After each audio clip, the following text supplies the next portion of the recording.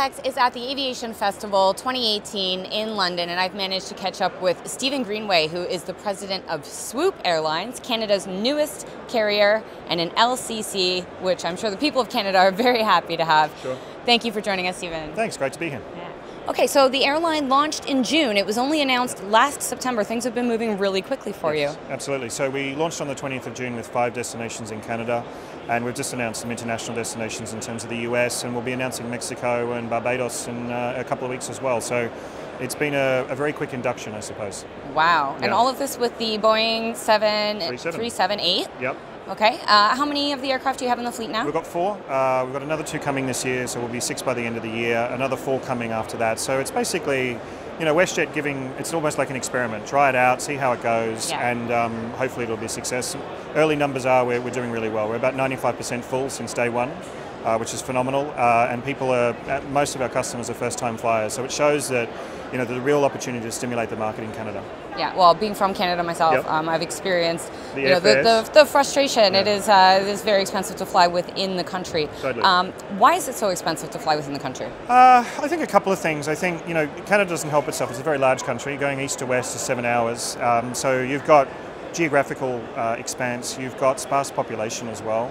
And some of the major airports are very expensive to operate into. You know, if you look talking about Toronto, there's a $45 airport improvement fee on top of the taxes and security and everything else. So, you know, when you start taking that into account, a large chunk of it is actually taxes and fees. So it's expensive, the infrastructure, there's not that much infrastructure there. So, you know, it is a challenge to operate. Okay, and now you have some experience Yep. with ultra low-cost carriers. Sure. You spent 5 years with Scoot. Sweet, yep. What can you learn, or what have you learned, I guess, from operating an ultra LCC in Asia that Yep. is applicable in Canada? Well, I think Canada is actually one of the last few westernized markets that actually doesn't have a ULCC. So there's a market to be stimulated, just like there was in Asia when we started Scoot. A lot of Asians hadn't travelled or hadn't flown at all, and again, vast geographical expanse to cover. So I think the model just, you know, it's just basically replicating the model wherever you go. And in Canada, I'm totally surprised how many people haven't flown before. Whereas the US, you know, is much more competitive, obviously, a lot more airlines, whereas in Canada there's a lot less. So there's a big opportunity. Okay, and how are you doing in terms of load factors? 95%. Not surprising with the rates. Yeah, with the prices. when you start charging $9 fares, yeah, you're going to fill your plane. But it was summer. You know, let's go into winter and see what happens, because, you know, the Canadian market is highly seasonal. Obviously, Yeah. you would know.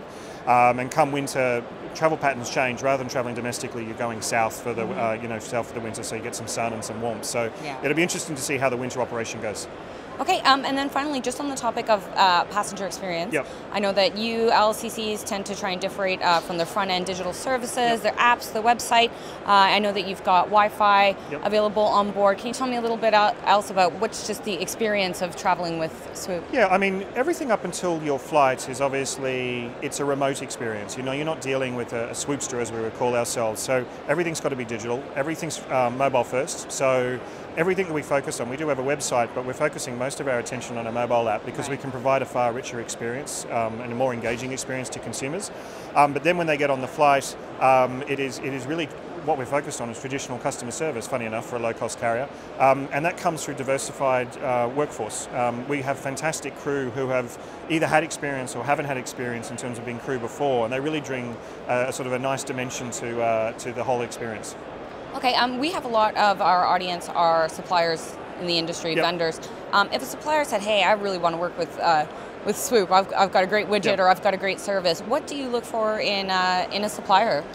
Something that's low cost and something that can be brought to market really quickly. And something also that, because we're small and we're just starting out, we don't really want to take an experiment on. You know, we need to find someone that's actually got credentials. They say, we've done it here, we've implemented it in this time, we understand the language of the airline, and, you know, we can come in and do that. I think that's really important to us, because we don't have too much opportunity to make mistakes. So when you're aligning yourself with a third party, it's really key that they've got the credentials to be able to do the job that they say they can.